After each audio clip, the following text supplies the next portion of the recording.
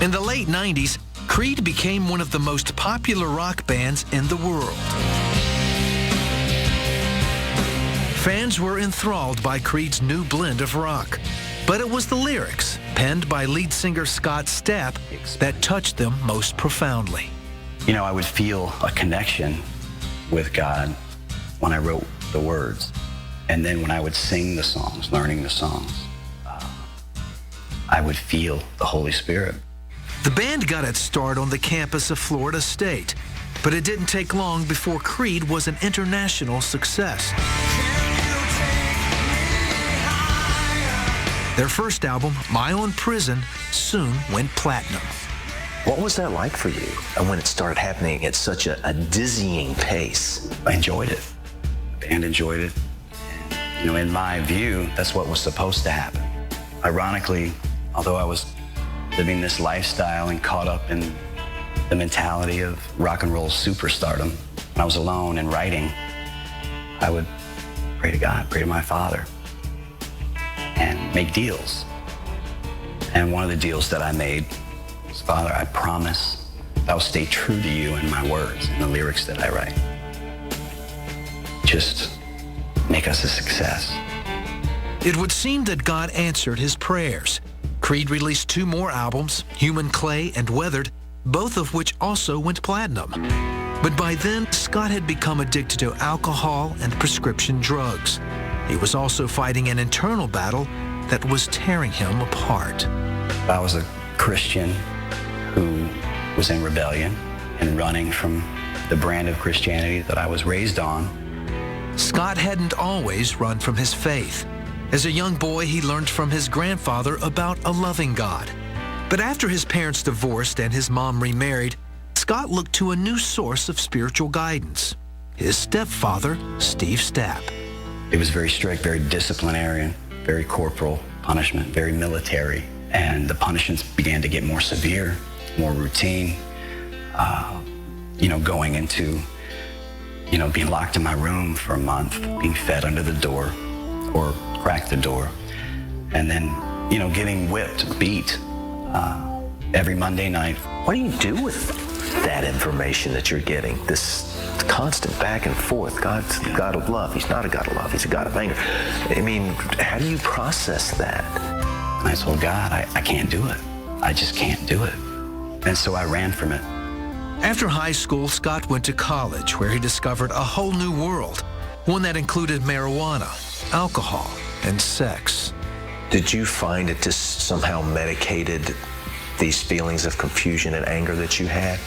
Most definitely did. I wanted to run and experience this acceptance I thought everybody else had. He also developed a passion for music and later helped form Creed. It became an obsession, if you will, and it was my way out. It wasn't long before Scott was a superstar. In the midst of this, he married and had a son, Jagger.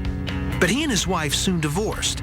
The demands of superstardom and being a single dad pushed him into depression and more drug and alcohol abuse. My body began to feel like it didn't have the energy that it had. I didn't want to get out of bed. Where was God in all of this in your life? Only when I would sit down at that point in time to write my lyrics for an album. But it's ironic that every time I sat down in a song that was addressing a spiritual issue or me wrestling with my beliefs or my faith, it would always be resolved at the end. His faith-based lyrics led many to believe that Creed was a Christian band, but they weren't, and his bandmates resented it. Soon it was clear that the band could no longer stay together. Scott took some time off to clear his head and give up the drugs. A year later, he met Jacqueline, who was a devoted Christian. For a while, he managed to stay sober, but the depression returned, and again, he tried to ward off the despair with alcohol and drugs. But Jacqueline did something no one had done before. She showed you grace. She did. Tremendous grace and compassion. What does that mean to you that God loved you enough to send someone to extend that grace to you at that time in your life? It means everything to me. I didn't even understand it. I would see her and see her mother and her family, and I was just drawn to something. After another night of binge drinking and drugs, Scott checked into a Miami hotel. But he became paranoid and thought the police were coming to get him. So he climbed on his balcony, trying to escape to the floor below. He lost his footing, and he fell 40 feet. Inevitably, I land in a ledge specifically designed to catch seagull waste. And I really felt, even in that moment, that's where I belonged. And it was a real epiphany as I laid there and cried out to God and asked for help. Amazingly, Scott survived the fall, even though he had severe head trauma and other injuries. He woke up later at the hospital. I opened my eyes and they were blurry, and I see two angels. And I'm kind of doing this, and it's Jacqueline and her mother, and they're washing my feet. They're washing the dirt and the blood and everything off my feet, crying, sobbing, and praying. And I get goosebumps talking about it. If there was any doubt who these women were and what they meant in my life, and I'll go to my grave feeling this, that they were sent. You know, they were angels in my life and sent for me. There was no doubt after that moment.